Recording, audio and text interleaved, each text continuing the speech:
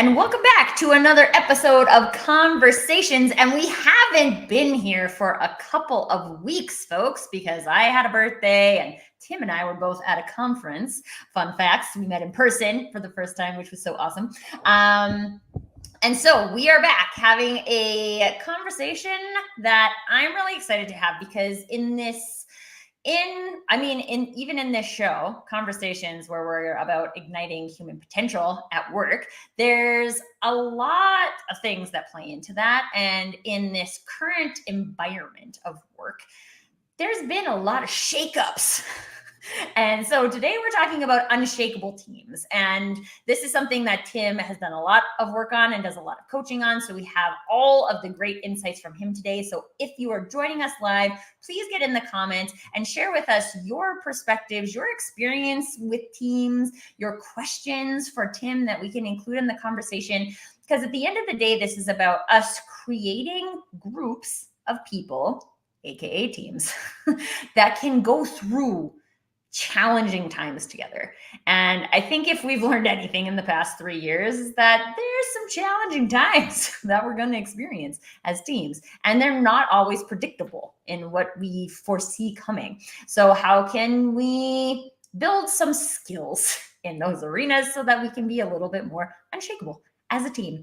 Again, this is a conversation for all of us. So if you're watching us live, please get into the conversation with us.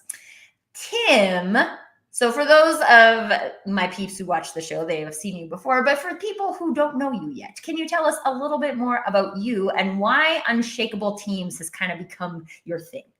Sure. So my name is Tim Sweet. I am a Canadian leadership and team consultant. I'm really concerned with, are we able to bring out the best in people when they're at work? Are we managing to build teams that really explore the full potential of the team itself and everybody that's on it? And so that's where my sort of juice and energy comes from. And when I think about the notion of unshakable teams, I really think that it's funny how, for people that have never maybe been on a high performance or a sustained performance team, they may not actually know what they're missing. And for the ones that have been on those teams, we often find that they will just get used to being somewhat disappointed because, there's other good things about being at work and having a steady job and all of those kind of things. And you can kind of discount your own feelings about that. But what that means for the business is that we accept risk. We accept risk that people may not be working together optimally. We accept risk that we may not be bringing the true value, productivity, true productivity of the team to the company. And we might also lose people. We're going to lose talent, and people may get bored and leave, or they may get frustrated, or they may not feel like they fit. And those are all examples of teams that can be shaken generally. And that's not to mention the general crisis management that comes up for teams on a weekly, monthly, yearly basis, large and small, pandemic size even. So, I mean, there's lots there, but the value of an unshakable team in my mind is that they're just always ready to go. Doesn't mean there's not emotions. It doesn't mean there's not disappointment. Doesn't mean there's not stress, but they are ready to face whatever they're going to face, and they're going to face it together. So, yeah. I think this is so important. And before we jump into what makes a team unshakable, where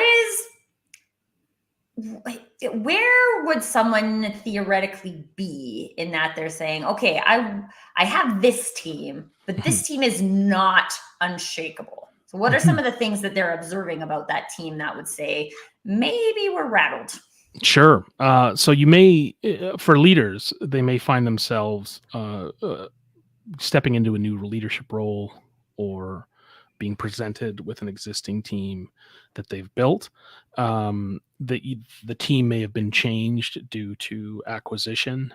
So people may be coming in and out. So there's always those organizational reasons.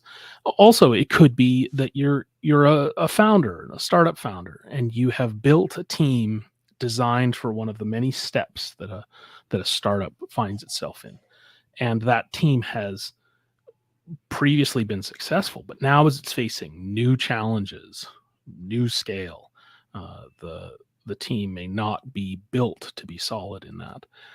And then there's some more dramatic reasons. You have teams right now that are facing some pretty profound, what would I say here, personal dynamics, and this is happening all over the place. And it's because we've just spent 2-3 years in relative isolation than before. Now, this is a good thing. People have become really in touch with themselves and the rest of it, but they've also kind of camped. And so we're finding that we've got a higher degree of polarization in businesses, that we've got a higher degree of polarization in organizations where people are working together. And there may not be that inherent natural connection that was always present in the workplace, because you just accepted that you would go to work a 9 to 5. And as we move away from that traditional business model, and it's not to say it's bad that we're heading towards remote work and more self in the workplace. I mean, I think that's great.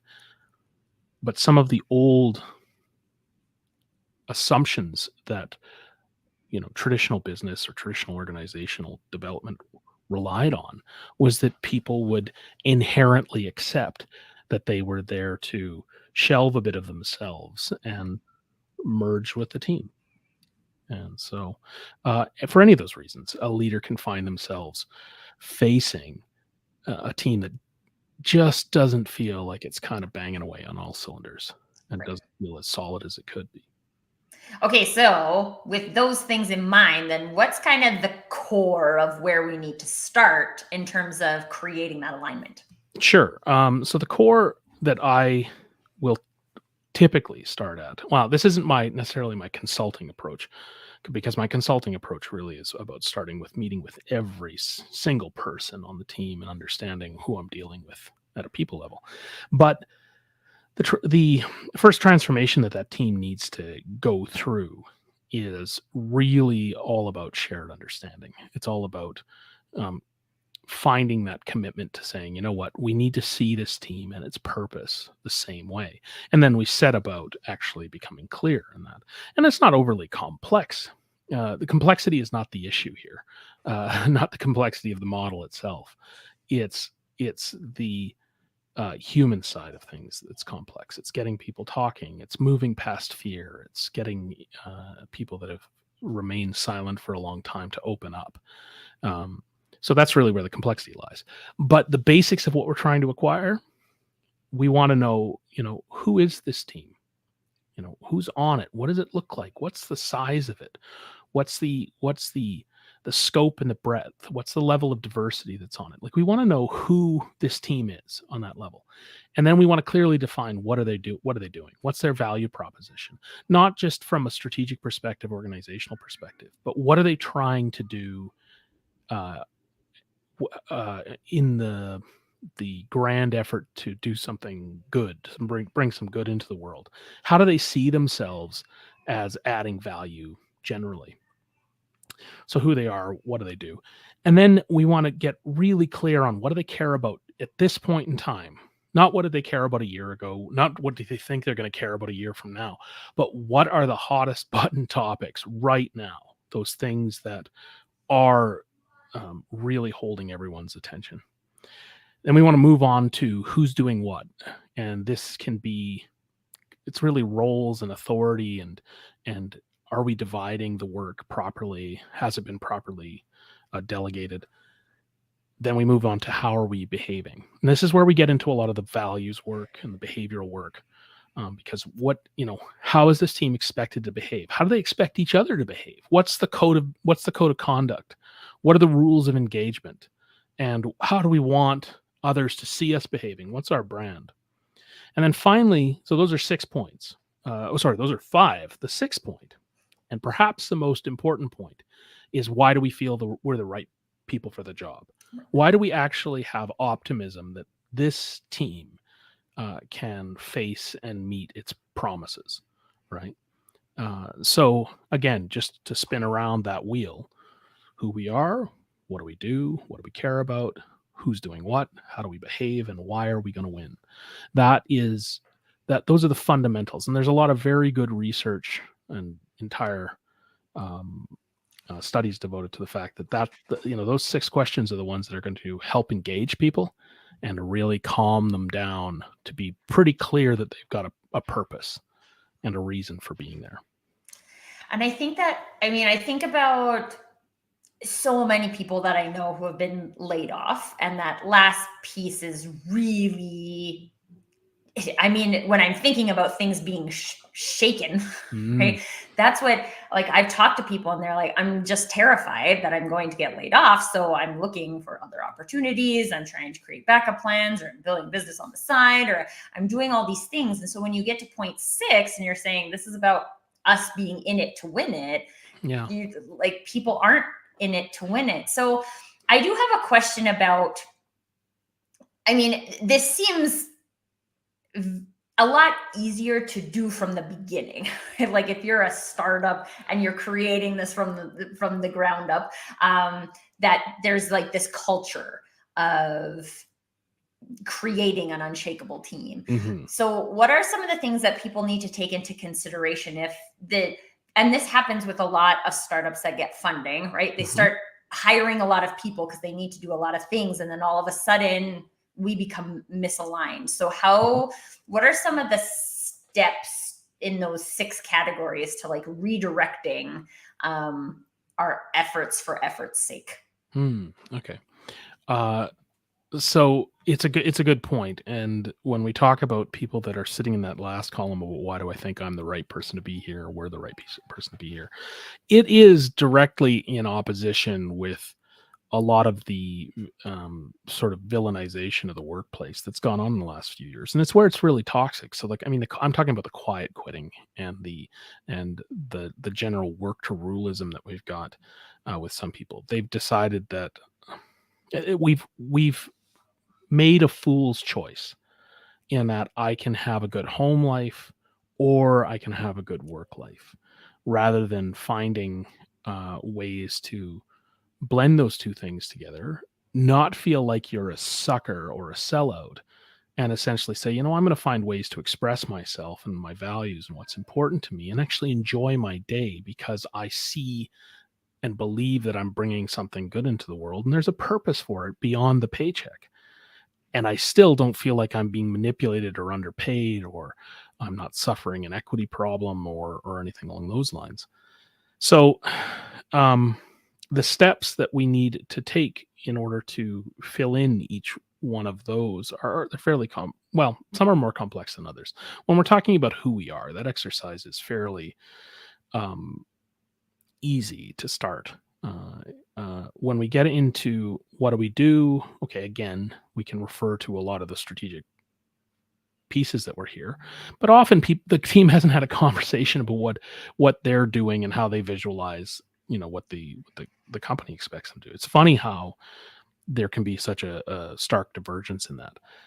And then when we get into the what do we care about, well, that again, you can imagine is not it's not a short conversation, and it does rely on people being honest. But when you get into it, people, if you can open it up, the ideas are coming hard and fast, and it's a great place to start. Then we get into who's doing what. That can take much longer to establish practically, which means we might be able to come up with roles. We may even be able to come up with, what they're doing, and we do that at a very high level. But if that's where the team has a problem, that usually can spin off into, if that's, so let's say we isolate that as one of the areas that this team is very unsure. For some teams, we may have to go quite deep, and people have to understand, what is the value chain within their team? How are they passing the work between them? When is there a baton pass? Are you doing the work that the next person in line really needs you to do in order to maintain quality? So it can be quite a robust discussion, and that's But again, for the purposes of centering them, we keep it fairly high level. Mhm. Values, again, you can imagine goes into something, a deeper discussion about what do we expect. But as I go through this, none of this, I like to say, none of this is rocket surgery. It's not like it's unapproachable to most teams. It's that they don't have the structure and they never do it. You ask most leaders, how many times have you had to repair a team, or you've had to recover one, or stand one up, or fix it, intervene and fix it. Even some of the most seasoned executives have only done this maybe 2-3 times in their career, and often then they've had other people do it for them. Whereas, for me, it's easy to say this because like I do 3 of these a week, kind of thing, right? Like I'm doing it all the time, and no, I'm not. I don't have experience of being the CEO of a large corporation, but I have dozens, if not hundreds, of experiences of turning teams around for CEOs, because that's what I spend my day doing. If it's easy for the plumber to fix the leak because he does 20 of them every week, right? So that's why we hire a plumber. Now we can do it ourselves. We can bootstrap this thing, but what's the risk? You might save a little bit of cost, but how many times you're going to have to do that, or what's the quality of your results? So that's always. Or in this scenario, how many of those team people leave, and then you have to duplicate the process all over again? And that's a really good point. So, when we say that, I can't remember what you said a few minutes ago, but when we think about a leader finding themselves in this, I like to, or what happens if they fail to deal with it, or they don't invest in it. If you're not getting better with teams, you're always getting worse, because life is moving on without you, and things are changing, and people just don't stop growing. So even in the best teams, you will always have to rebase and refresh the team. And teams that are hiding from this, it just gets worse, and it really starts to get worse when we start to incur cost. But this is the really interesting thing, is that most people don't have their feelers out, or at least the conversation isn't open enough. So when they do feel uneasy, they can voice that and say, you know what, I'm not happy with how things are right now, and I think we need to make it okay to talk about. So this brings us to sort of the second part of all of this, and that is people have to care enough about what the team is doing personally to talk about it, to take it as a really a personal cause, that I care about what this team is doing, and so I'm going to take some risk and say something about it. I'm going to be there not just for the leader, but I'm going to be there for my coworkers and say, this is not how I want to spend my days, and I don't think it's how you want to spend yours. So, and like anything, a stitch in time saves 9, right? So when in really together teams, they can have these conversations while they're small. And that's why we think continuous improvement, right? Because teamwork, leadership, it's all a process. And so if they can just have a moment to be heard, to vocalize, be authentic, be heard, and say, you know what, I think we need to stop and talk about this. You can catch these things when they're small. But often teams require a major renovation before we can start, just managing the vacuuming, right? Yeah. And so, but it's always maintenance, and that's okay. We're people. It's like that on families. People will do this on their car without batting an eye. Why wouldn't we do this for the people we care about, and where we spend 70% of our waking hours, right? Like, well, and so we have an interesting comment here about this. Some of us were and are in it to win it. Outside factors, economy, family, emergency can impact that. And though you exceed 100%. quotas, you're disposable. I think so. When you talk about somebody saying like, why I care, why am I going to invest in this team? How important is it to have that give and take, because I kind of see this almost as a chicken and egg scenario, right? And it's a similar conversation in belonging, in that both need to exist. So I need to be seen and appreciated to some degree, so that I want to invest back into this team. But I also choose to invest back into the team, or I choose not to, which is usually when people decide to leave an organization, because I don't want to choose to invest in this. So based on the teams that you've worked with, Tim, like, where is there a starting point, or is it more important for us to say, okay, this is an employee and leadership both contributing at the same time kind of activity? I mean, the starting point is common for across many of the teams I work with. The need for it and how well it lands is a little bit different. Before I go into that, and I'll talk about the starting point, but let's just make sure that our language is the same and everybody that's listening is using the same language. So I'd like you to just go a little bit deeper into give and take. So what I'm assuming you mean there is that it's what the employee is willing to take and receive in the transaction of working. Is that right? Yes. So that I am willing to lay it on the something, line. Yeah. Right. But I am also receiving things. Yeah. And that's where there's been a lot and maybe not just financial things. That's right. And so that's where there's been a lot of again, people are struggling with that right now, because there's a lot of resentment often about going the extra mile. And so I'm not suggesting that people prostitute themselves and put them out there and are abused and taken advantage of. Well, I think you should be an advantage to the business. And I think that the working relationship with the business should be an advantage to you. It's not always monetary.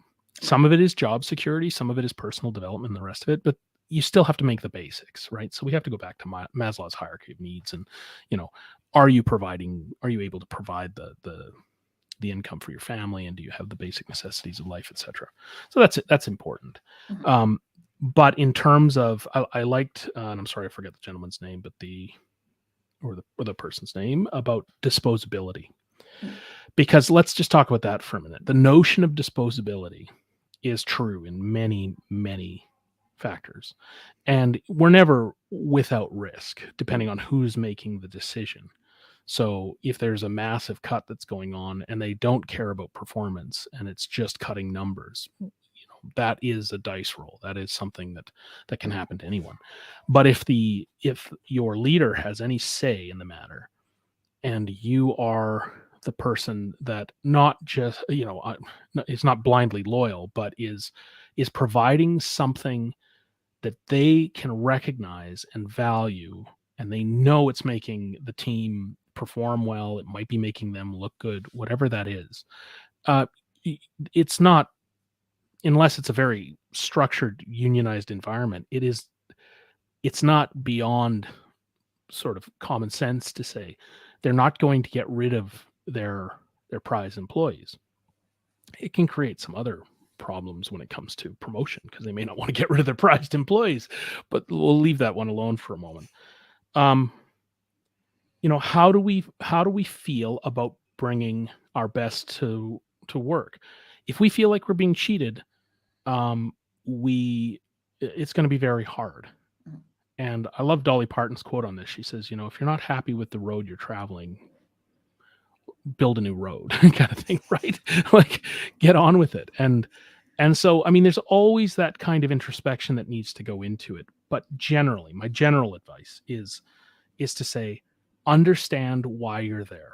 Understand why you enjoy, like, find some joy in what you're doing. And if you can't, if it's bereft of joy, don't assume that you're stuck. Maybe don't quit your job, because you probably need cash flow. And don't skunk the relationship there, but turn that grindstone into a stepping stone and perhaps find something that fits. Once you find something that fits and that you can enjoy, you'll always be more productive, and you'll always be happier at the end of the day. And you'll always, bring home less baggage if you feel like you actually got a chance to express yourself and belong, in your parlance, to something that's bigger than you. And it's when we have that energy, when we know that we're bringing our genius into the workplace, and what they're asking us to do is something we really enjoy doing, um, that we can find that connection with the work. That's where we find energization. That's where we find engagement. And it's it's not up to the employer alone to do that, right? um, Jobs, it's not, work is not easy, otherwise it'd be called vacation, right? But it gets easier when you enjoy what you're doing, right? Or Right. you can find something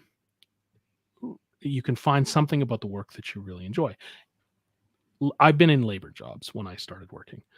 That's tough. It's a tough shake to be working a shovel, or goon spoon as we used to call it, and be out digging trenches. And I would do landscaping, or I was working in the oil field, or I was planting trees. I mean, that's hard work, right? So yeah, I'd have a Walkman on back in the day, dating myself. I'd have an iPad on. What? I dated myself again, because that was terrible. It was like an MP3 player. No, but I mean, like, you have music on, and I'm enjoying being in the bush, and I'm pounding away, and yeah, the bugs are bad and whatever, but you kind of find some zen, and you get into it, and you go. But if that's not your forever, know what your forever is, and again, find a way to turn that into a stepping stone, even if it's just monetary. So this, again, we're going to define these things for the business, and that's not hard to do.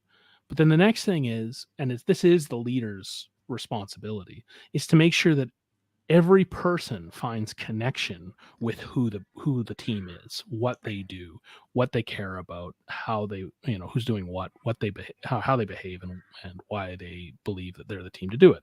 If you can find a personal connection to that, it's much deeper than just having the team announce it. And often, again, think about that.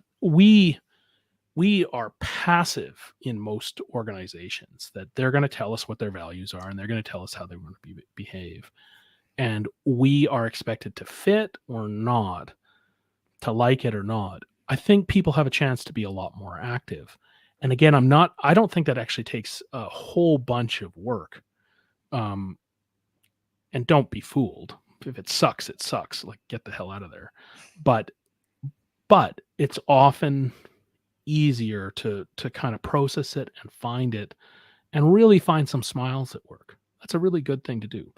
Now, one point, and I know we talked about this before we hit play, your ability to do that as the worker, or even as the leader of that team, as the individual, is going to really depend that you've got personal fluency.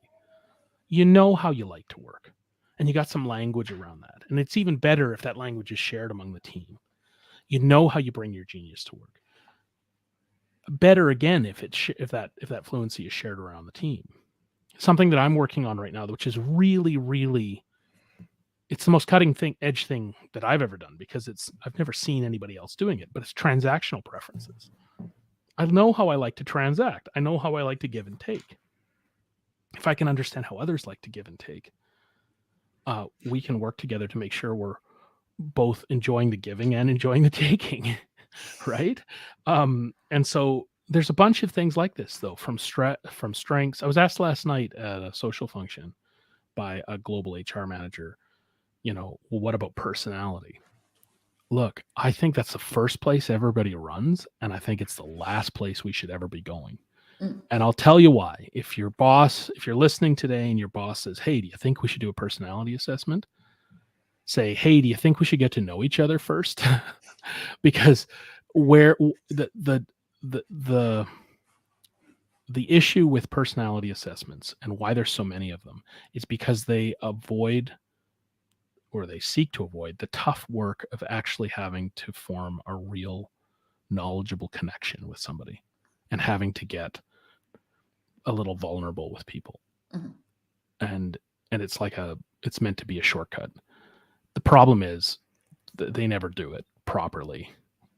I think your personality can change and be manipulated, and it's one of the easiest things to change. It changes far faster than your work style, or how you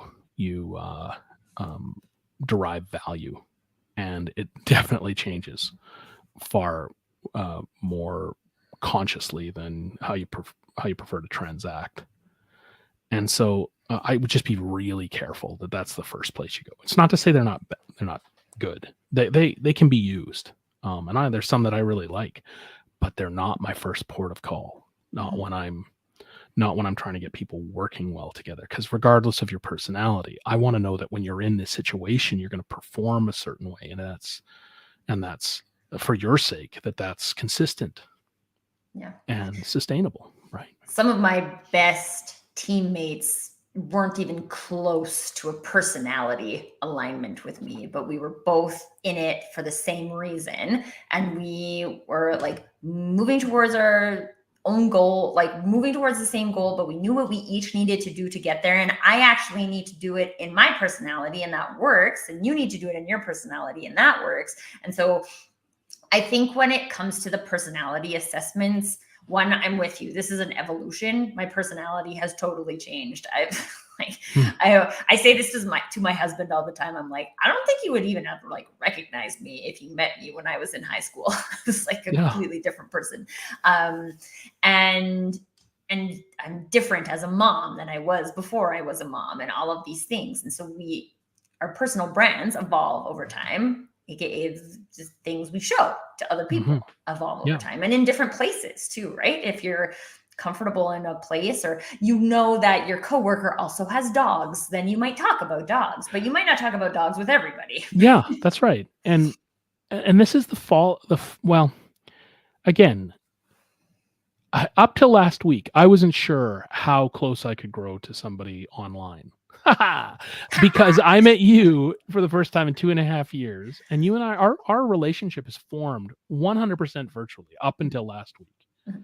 And I got together with you and we had lunch, and I was just like tickled pink, and I felt like we had been friends forever, right? So it can happen 100%. But you and I have also gone deep on stuff personally and professionally, and we have a level of, so it can happen. But I think what we don't talk about is that just being around people, even if you're not terribly chatty or whatever, being in the kitchen at work with somebody and sitting there and making a coffee or whatever, they're a human being, and you may hear them talk on their phone or something, but they've got needs and they've got fears and they've got desires, and we can kind of get down with that. Hey, they've got a pulse. They're 3-dimensional. They struggle with body odor. No, just kidding.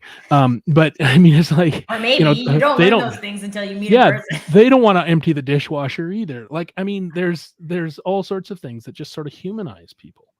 And then we know that they're kind of in our camp.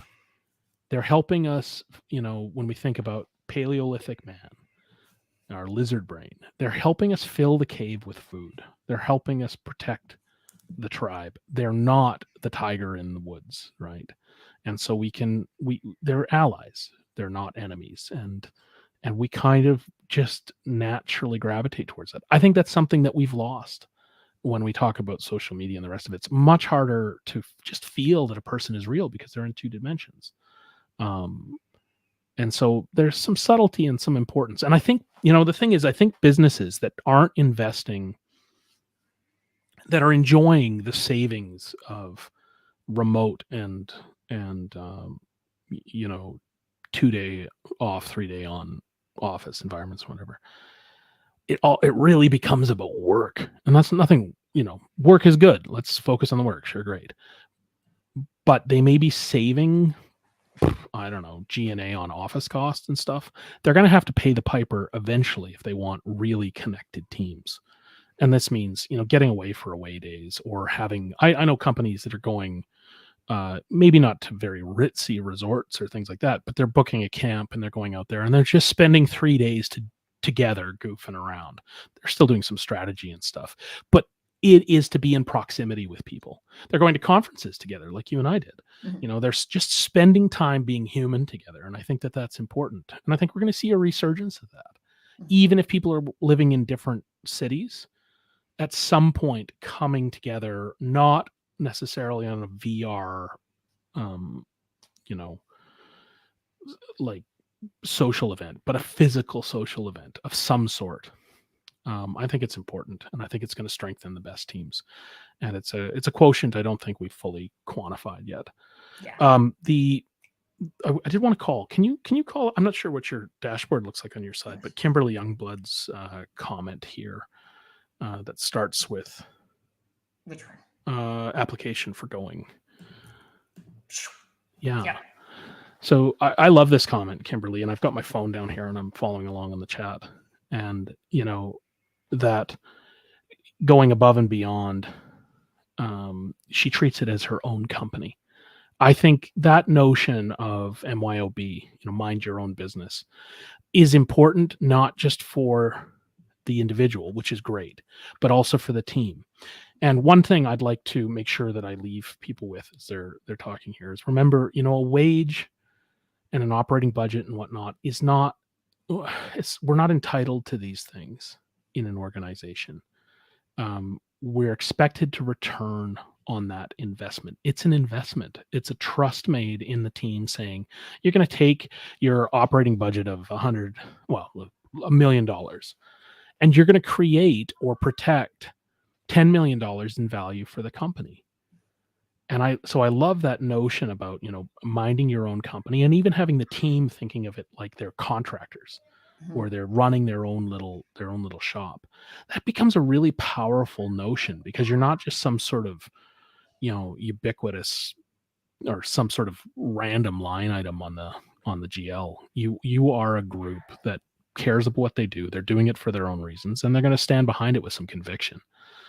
And so I think that minding your own business that Kimberly brings up is gold. So good on you, Kimberly. Call me. I'll give you a t-shirt. Let me throw a wrench into this, because I think this is where the why you care as an employee can break, is that Sure. Like, I know Kimberly, and I know that she puts like 100% ownership into the company. Yeah. So what happens though to those types of people when there isn't any ownership back, right? Yeah. When I can say, I treat this like it's my own company, but my team, my leadership, my company doesn't treat me like not in an ownership, like I pay you and now I own your time, but in a like, you are mine and I am yours and we belong together. Oh boy. Wow. I'm thinking Crosby, Stills, Nash and Young. That was our song we danced to when we were married. Oh. Do you know the song I'm talking about? I don't, but I feel Wooden like Ships. You got to listen to it now. It's Wooden Ships. Something. Seriously, Wooden Ships. It's called, by Crosby, Stills, Nash, and they have this line that says, "We are one alone. We are two together. We are two apart. We are three together, and we are for each other." Right, and it's a beautiful line. And but okay. So to answer your question, so you're coming in, you're ready to give it your all, and nobody else gives a shit. Is that it? That's basically it? Pretty much. Or they're not going to reciprocate or acknowledge your ownership of the situation. Mm-hmm. Well, okay, there's a bunch of things to factor in here for the individual. One is the money like wicked sweet, and you can go and you can find that fulfillment outside and just tolerate it. Sometimes this is not a terrible answer if you want to come in and mail it in and they're happy with that. I'm not going to make judgment on people to say that that's not okay. I remember working with people that were in unionized roles, and they could leave their work at the door and go home and do things that they loved, and that was right for them. All right, sure, maybe that's the case. But if you really care about the role and it's not being reciprocated, check how much choice you actually have in this situation. You may fall on deaf ears with your boss, but does somebody care? And can you go and have a conversation with them? Because chances are the leader in that case, if they're not willing or capable of listening, let's approach that with just an open heart and say we want to help them. Well, maybe their leader needs to open them up to some development opportunities, right? Or maybe they're not cut out for that role and so they should be replaced. So then we're in a fine balancing point of, are you willing to own it enough to go and actually fight for it? It's not always possible. I'm going to be quite frank there. But the next point is, do you deserve better? And if you deserve better, perhaps keep working, but that becomes your night job, and your day job becomes finding your next best role. And it's hard. It's like moving house, right? So people avoid that.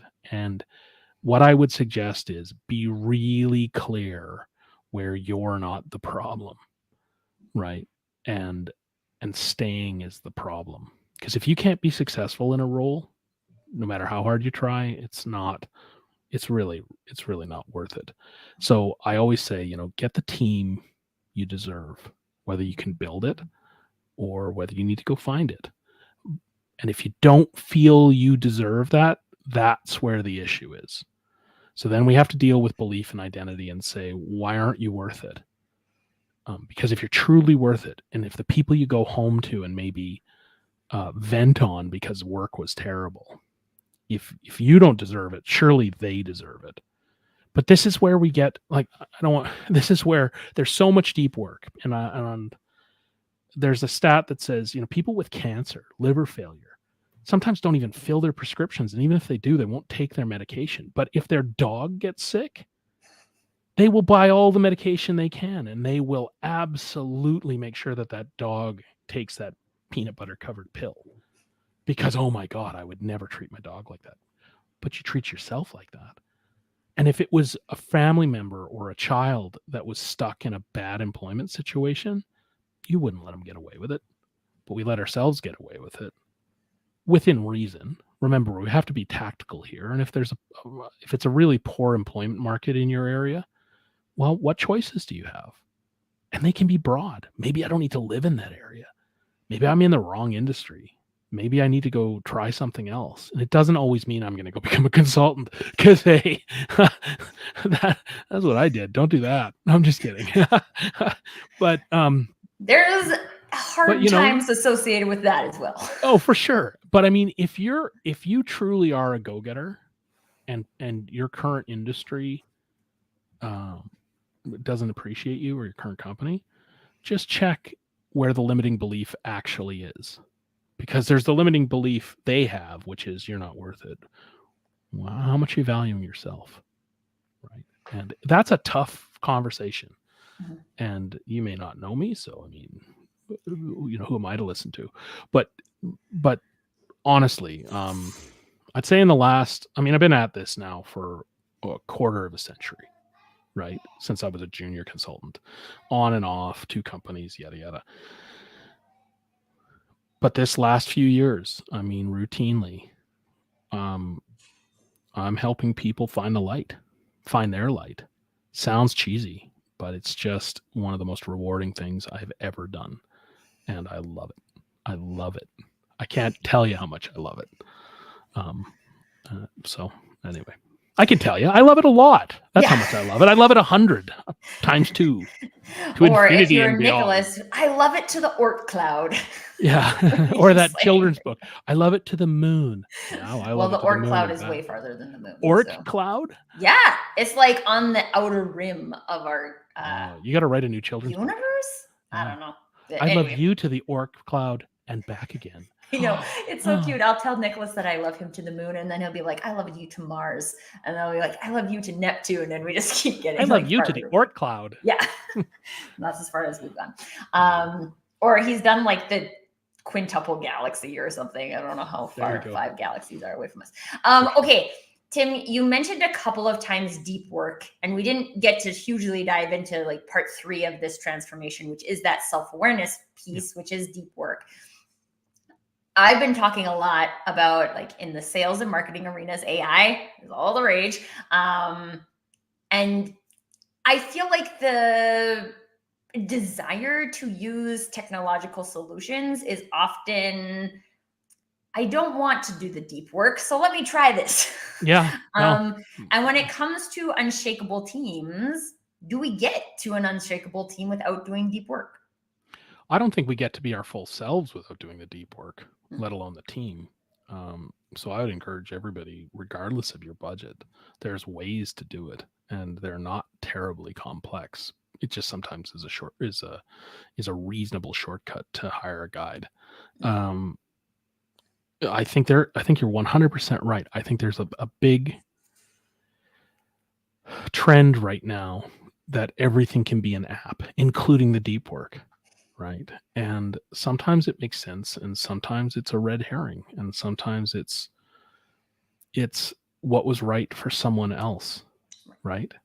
It's patterning, and so I'm skeptical. Although I deal with a lot of in my, I don't know, I'm almost calling it a second profession right now. I don't know what it is, but I'm involved with a lot of startups, and so hearing founders that are coming with software that is meant to, some of it is meant to do the deep work, some of it's approaching ADHD and learning disabilities and all this kind of stuff.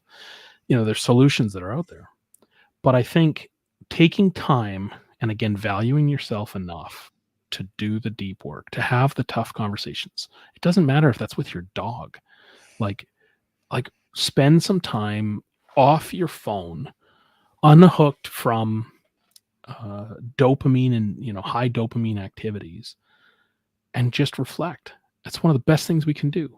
You and I at that conference, there was a gentleman, Duncan Wardle, Duncan Wardle, that was talking about the value of silence, and when we talk about very one of the key habits of some of the most successful people that we see is that they will sit in silence. Like they'll sit silently in their car as they're driving without music on or anything, and they're just giving their brain a chance to like grind through it, right? And then there's more structured things you can do. And ideally, when you're in the best team you can be on, the leader will acknowledge, and we talk about mental health all the time and the rest of it, they'll acknowledge that people that have done that deep work are more productive, and they're more committed, and they're more engaged for their own reasons, and the business becomes more successful. And so maybe ask and see if there's something that your company would support, because it is really worth it. We are all human. We've all got flaws. We've all got stresses that we're dealing with. And as humans, we're really good at simulating everything, which means we spend a lot of time in the future, and we spend a lot of time, berating ourselves and really working against ourselves. And sometimes we need a purge for that stuff. But yeah, in terms of doing the deep work, there's many things you can do, and anything is better than nothing, honestly. And it's up to you what flavor of ice cream you like. Some of it I don't like. I'm not a big fan of. But if you can find a road to introspection, whatever your method is, be that meditation or prayer or exercise or reading or watching TED Talks, although I'd really encourage you to try silence. It's pretty awesome once you get into it. Journaling is awesome. There's all sorts of things that you can do, and some of them cost nothing. But again, it's that, like, I don't have the time and I don't have the money. Well, how much time are we really talking about here? If you can be on, here's one thing. If you don't think you've got time for the deep work, open your phone, check out your screen time. See how much time you've spent on your favorite app. And then ask yourself, if I spent 1/4 of that time on myself, if I deserved it, what might change for me? And I think you're going to find a lot can change. Right? Fun share on that, because I started tracking my cell phone screen time, because we have this whole screen time conversation at home, because Nicholas is 5. And so like I get a weekly report that says, here's how much your daily average screen time. These are the apps, your top 3 apps.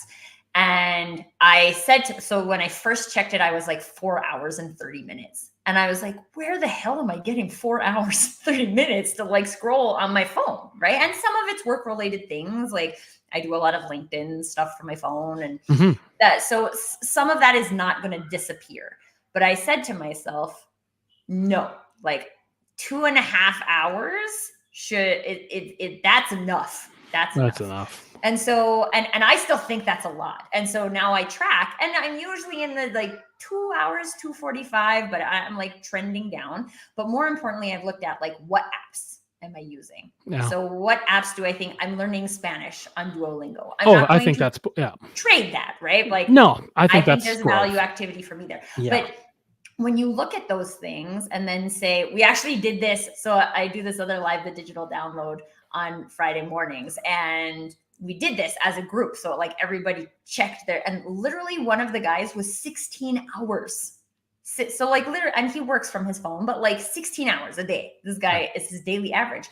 And we think that we don't have time, right? But what if you took 10 minutes of that and stopped scrolling on Facebook or left a LinkedIn live early so that you could say like, you know what, they're talking about giving myself time. So I'm just going to take that time right now. I think you're right on there. And couple thoughts on that. One is, remember that the devices we have and the interfaces that they have, I mean, these are designed by companies that cut their teeth developing slot machines and it's gambling theory, and it's random reinforcement and all this stuff. And so we are really up against it. Make no mistake, these are addictive to the human brain. We are not evolved enough to step beside this, so we have to be conscious of it. You can just see it. Now, can it not be used for good? It can certainly be used for good. I would ask, I think I've said this to you before, but one of the things that I try to keep in the back of my mind, and I can't remember when I sort of realized this. I don't think I'm coining them. I think I coined this for myself. I don't think I heard this from anybody else, but just spend some time considering how much you produce versus consume. Because if you're producing, you're in a creative state. If you're producing, you're expressing yourself onto the world. So like you and I spend a lot of time doing this. I mean, this is a social media thing, and we're producing this content for other people. Hopefully it'll be helpful. It's and it's nothing. Hey, all of you, we love you, and consume more and consume my stuff and check out the Sweet on Leadership But podcast. also don't just consume it. Maybe think about it. Yeah, but think about it. But no, especially when we're talking about sort of the mindless TikTok kind of Instagram stuff that's or the just YouTube rabbit hole. Yeah, it's just stimulating rapid fire stuff. That's pure consumption. And so consider that as saying, well, hey, what if I was to trade this into producing music, learning a language, or learning an instrument, or painting a picture, or going on a walk, or building a relationship with my child, or training my dog, or learning how to bake cookies, or baking cookies, and eating cookies, and like there's I guess that's consumption. I would tell you, eating cookies is much more meaningful to me than watching TikTok. But there's just all sorts of things that we do. I have you'll see in my writing, and for those of you that aren't, I welcome a follow if you want, but every once in a while I write about my hamster. I never wanted a hamster. My daughter got it right around the time where she discovered boys. She quickly forgot about the hamster like a day later. And I don't like anything in my house to feel unloved. So now I got a little, I spend a few minutes with a hamster every day, just taking care of it and holding it and hand training it. Again, I never thought I'd have a hamster, but I got to say, it's kind of meditative, right? Because it's sort of like, you're caring for somebody else. And I think that's, or something else, boy, anthropomorphism much. But I think that's producing, it's producing something else. And so, yeah, go produce some endorphins, go hit the gym. Don't just, suck on your phone all the time. So I really like what Vanessa is sharing here, is that time is our most valuable commodity. There are no refunds. The apps are designed to get your time. And yes, they're designed to get your time, but we also give our time. And I think that there's an ownership that we can take back there, that's saying, am I going to give this at my time? Because you can. I play this bottle, we call it the bottle game. And it's where like all the colors are mixed up and you have to get all the colors into the like matching bottles. It's like super meditative for me. Like when 100%. My brain is overwhelmed, I can play this game and it just goes. And so like, it's not bad, right? It's not bad to use apps, but it's also important to look at. I talk a lot about how I don't watch TV because I don't get any value from watching TV. Mm-hmm. I watch one show, The Masked Singer, and we watch it as a family, and we guest together as a family, and we sing along together as a family. It's like an interactive experience. But like, I don't just sit and watch TV. It doesn't feel rewarding for me. It doesn't feel relaxing to me. And so for some people, it does feel relaxing, and that's okay. It's okay to use things that create that state for you, but it's important to pay attention to, why am I doing it? Am I doing it because people say Netflix and chill? I don't even have Netflix. Yeah. People are always like, watch this. And I'm like, I can't. I don't have Netflix.